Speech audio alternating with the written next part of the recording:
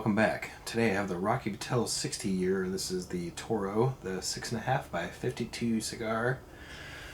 Oop, let me take it out of that plastic so we can get a nice look at the old wrapper there. Very nice artwork and design.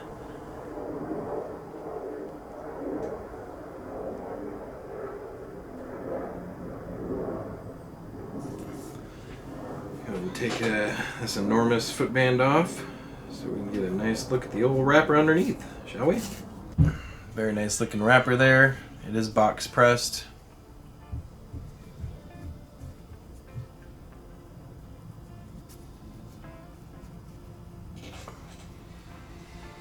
Not very strong aroma. Kind of reminds me of like the fair, the animal enclosure anyway. Kind of that manure-y smell, poopy smell.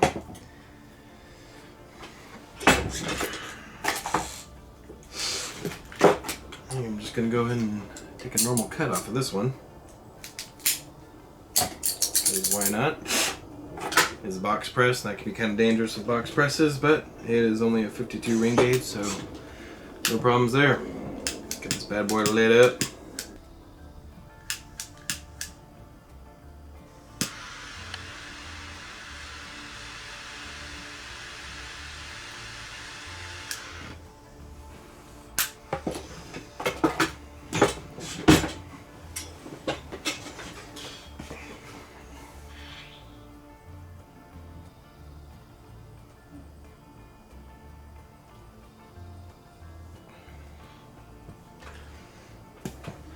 Draw is right in the middle. It's slightly on the snug side of middle, I would say.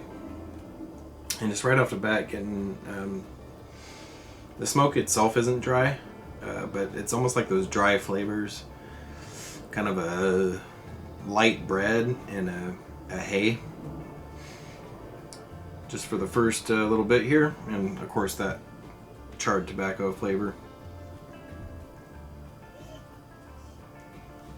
Yeah, that draw is a little snugger than I expected, honestly. But that's alright. It's smoking good smoke output. Smoke is nice and cool, and nice and airy and flavorful. So let it keep going and see what happens. I'm about 10 minutes in here, still going pretty good. That first quarter inch or so went really quickly, but it seemed to have slowed down a little bit. That draw was bugging me a little bit, so I just ran my perfect draw up it, and it's opened up quite a bit. I was having to puff it every 10 seconds just to keep any smoke output going, but now it seems to be smoking just fine.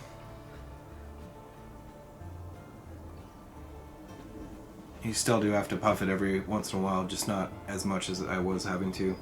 That smoke is nice and airy.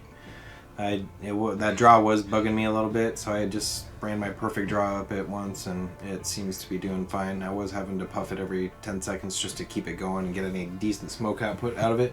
Now it's just smoking normally. Every 20 seconds I'm having to think about it and puff it just to keep it going. It's not one of those ones that you can just set down and forget about.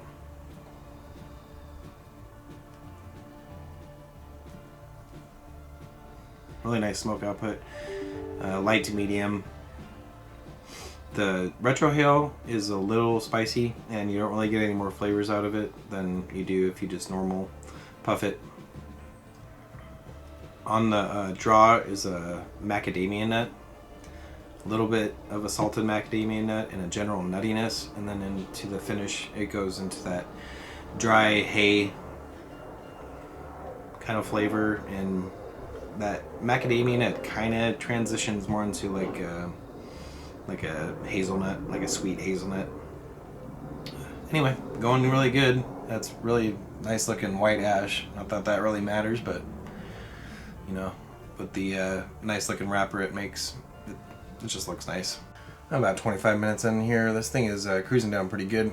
A bit of a wonky burn there, so I am gonna have to touch this side up just to catch it up with that. A little bit of a lagging part there, but anyway, the smoke output has increased by a lot, and the draw has opened up. So I think there was just a little plug there at the very end, at the foot. But the flavors have transitioned The macadamia nut, salted macadamia nut is still there, but it's very, very short. And then it goes into that quick hazelnut, and then it's like a burnt sugar, and very nice bread, actually, is kind of the dominating flavor on that finish there. But anyway, that smoke output really increased, and there is a bit of a strength, little bit of a nicotine buzz, just underlaying everything, nothing crazy. But it's smoking more now to what I expected it to for this level, for this price range anyway. Touch that up a little bit, take off this band. This whole cigar was covered in bands. Keep going. Oof, that foot smoke is potent. I'm about 45 minutes in here, still going really good. Every once in a while, one side of it lags behind a little bit, and the smoke output reduces a little bit. The flavors have, all those flavors have almost kind of turned into like a teriyaki chicken. I know that's kind of an unusual one, but that's just what I'm getting. The burnt sugar and the macadamia nut and whatever else I said have kind of turned into that teriyaki chicken. It's actually pretty pleasant. The body is definitely a solid medium, maybe even a little more. With that smoke, with the rise of that smoke output, definitely increased the body a little bit. And that bread is still there on the finish, and that's kind of turned to the whole general tone of the cigar with that sweet teriyaki chicken. So not bad. Almost exactly an hour in here. Flavors are starting to get a little bit washed out. Really spicy kind of flavor has joined everything, and the rest of the flavors are kind of getting a little mingled together.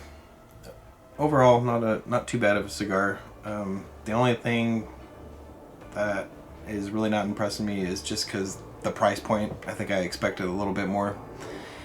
It wasn't a bad cigar. It was very complex, a lot of interesting and unique flavors that I've never had before. That being said, I don't know what cigars are in your area, wherever you're watching from, but just to give you a frame of reference, this one was 17 bucks for me, which is a little on the higher end for sure. I know I can get a couple of decent cigars for the $5 to $10 range. That's where most of the decent ones lie as far as price point in my area anyway. So this one was a little bit spendy, and I think I just expected a little more.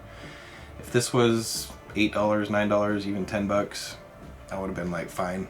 You know, it was a good experience for the money. But for 17, yeah, I'm not really too impressed. But it's worth a shot. It's worth a try. If it sounds like it would be something that you like, then absolutely go for it. I don't think I'll be smoking another one, and I think they're limited anyway. Usually the anniversary 60-year ones like that type are limited, so probably won't have another chance to smoke one, and can't say I'm too sad about that. But anyway, have a good rest of your day, and thanks for watching.